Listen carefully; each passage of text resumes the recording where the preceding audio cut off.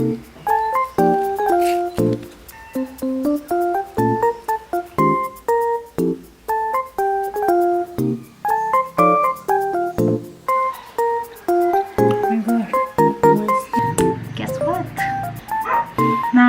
pero yun yung reality. This is the new normal. Ito na yung sitwasyon ng kwarto. Yeah! Good luck, guys. Good luck sa atin. Tadaan!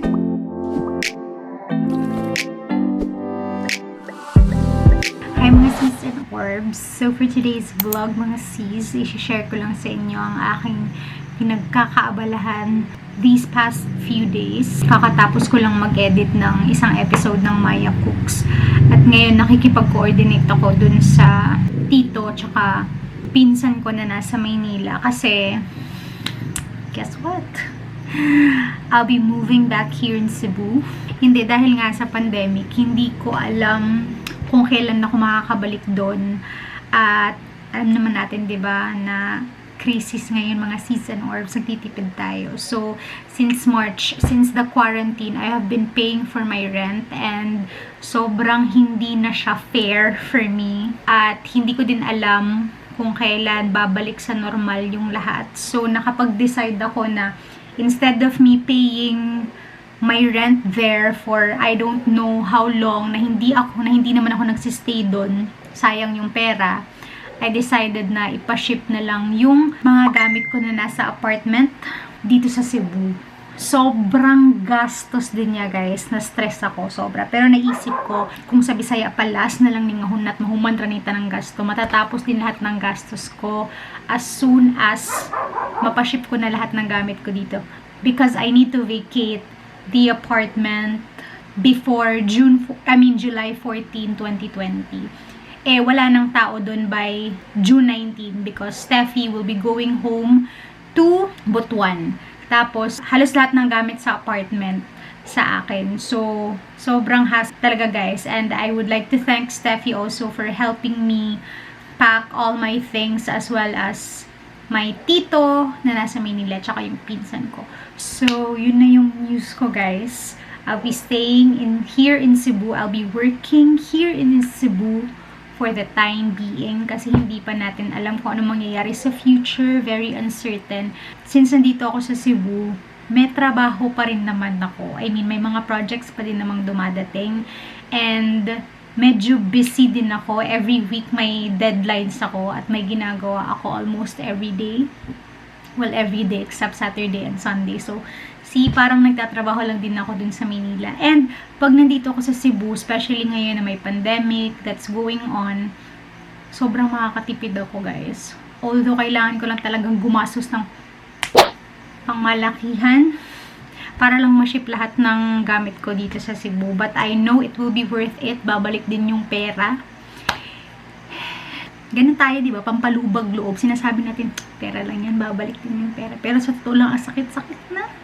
Hindi natin alam kung kailan matatapos to, pero in the near future, kung okay na lahat, back to normal na lahat, at may opportunity pa din sa Maynila, then why not? Balik tayo sa Maynila. But for now, dito muna ako sa Cebu, guys. Nakakasad, pero yun yung reality. This is the new normal. So, we'll make use of whatever we have here at home.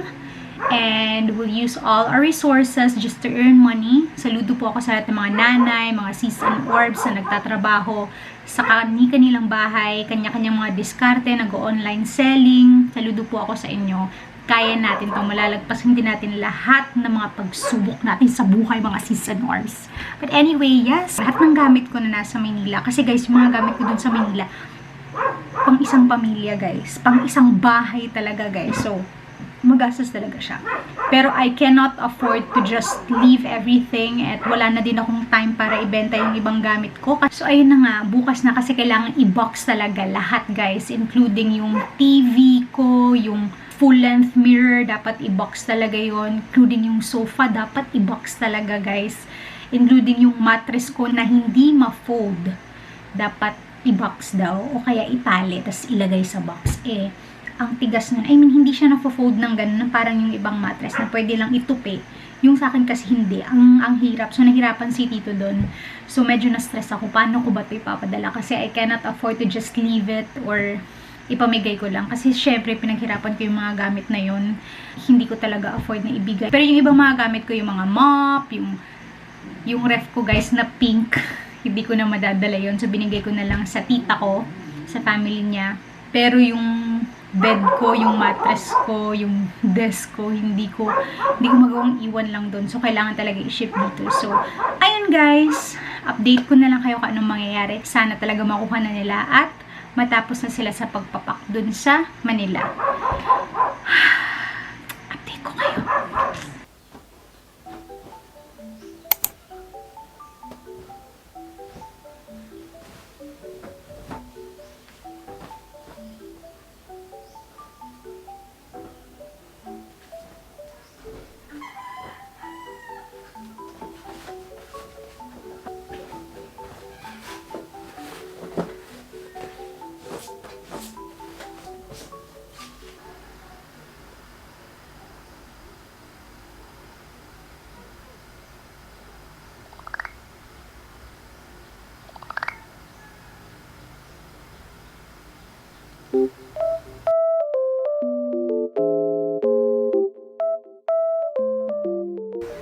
So, this is the cake that I ordered from Ate Apple.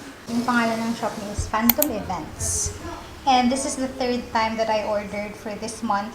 First, nung birthday ng lola ko. And then Father's Day. And then ngayon naman, kasi nag-crave lang ako ng cake. Kasi sobrang sarap talaga guys. No joke.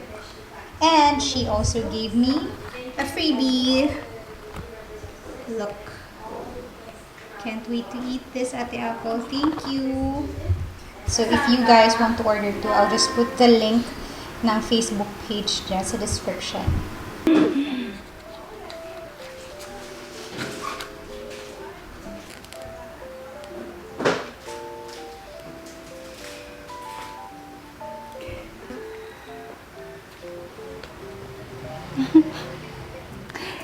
I'm so happy.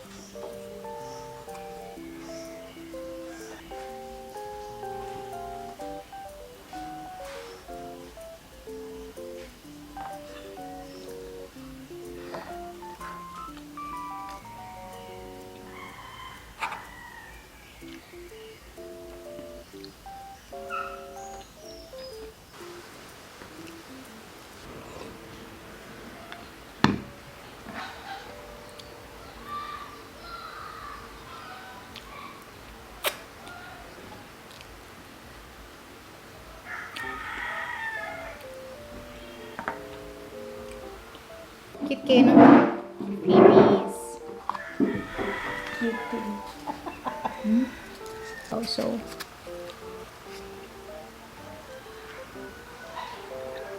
Oh my God. Moist.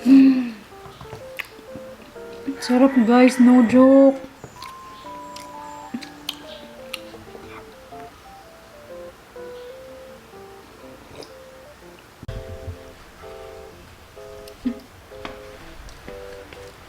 Pen.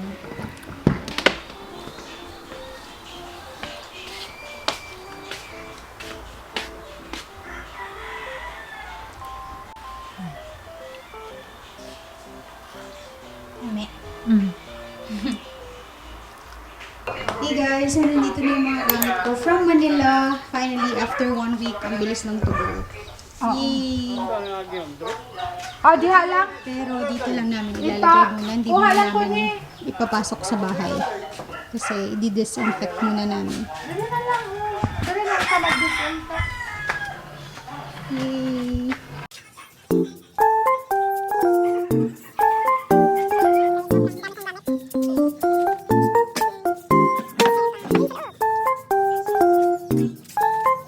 So guys, ito na lahat ng gamit ko from Manila. Sobrang dami. Nasa daw kasi na-damage yung mirror ko tsaka yung long desk ko. Pero yung sa long desk, konti lang naman. Ayan, nandyan pa. Dito pa. Nandyan pa sa ilalim. Diyan. What is this?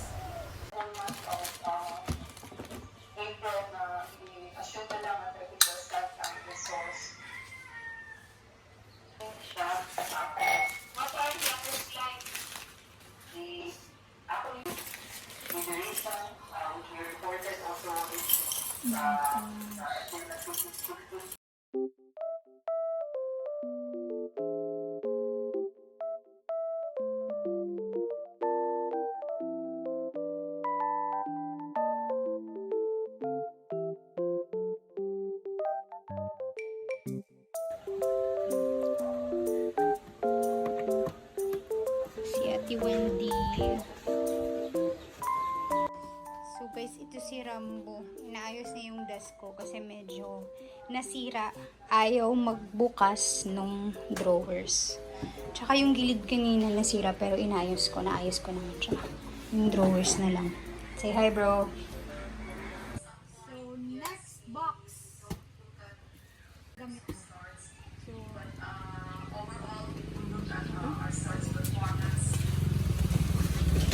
Okay guys, ngayon binubuksan namin yung mga clothes. Meron to dito. Ito clothes to.